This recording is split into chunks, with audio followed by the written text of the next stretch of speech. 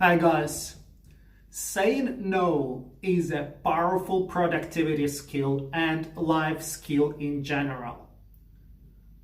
Lots of us these days are being brought up as nice guys and nice girls.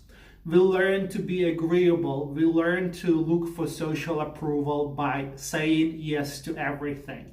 We say yes to social engagement, we say yes to requests from our boss, we say yes to requests of our colleagues, and we say yes at detriment of whatever else that is valuable to us that we cannot do while we are complying with those requests. And what's important to realize is that saying no is not about being a jerk or being a bad person. Saying no is about protecting what is valuable for me from invasion, from someone from the outside who is trying to take away my valuable thing from me. Right now I'm running a business, but 2 years ago I was an employee. But in both situations, what was valuable for me were my core projects.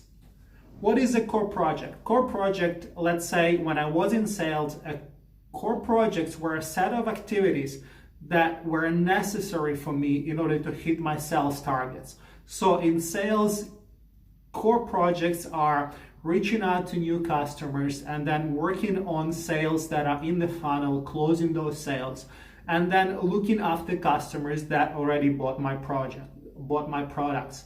So as long as I keep working on those core activities, then my sales numbers will be okay. I'll be looking after my company and I'll be getting myself commission and I will look good in the eyes of others that are in my company.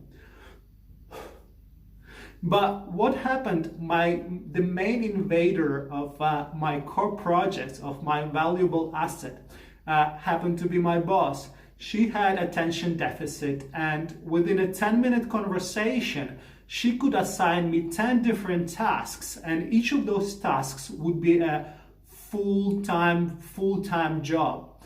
So for a period of time, I managed to avoid and dodge those tasks by remembering about my core projects. I would do my core projects and then in remaining 5 minutes, half an hour of the day, I would complete the tasks that she would do, but she would not even remember what she asked because a few days later, she would assign me 10 different tasks and would not even remember what she asked.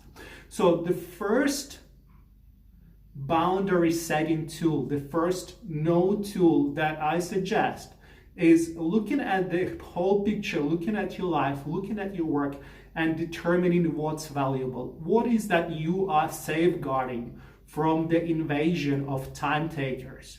Because once you have something valuable to safeguard, you will be very unlikely, you'll be less likely to say yes and to be agreeable to someone who is trying to take your valuable stuff from you.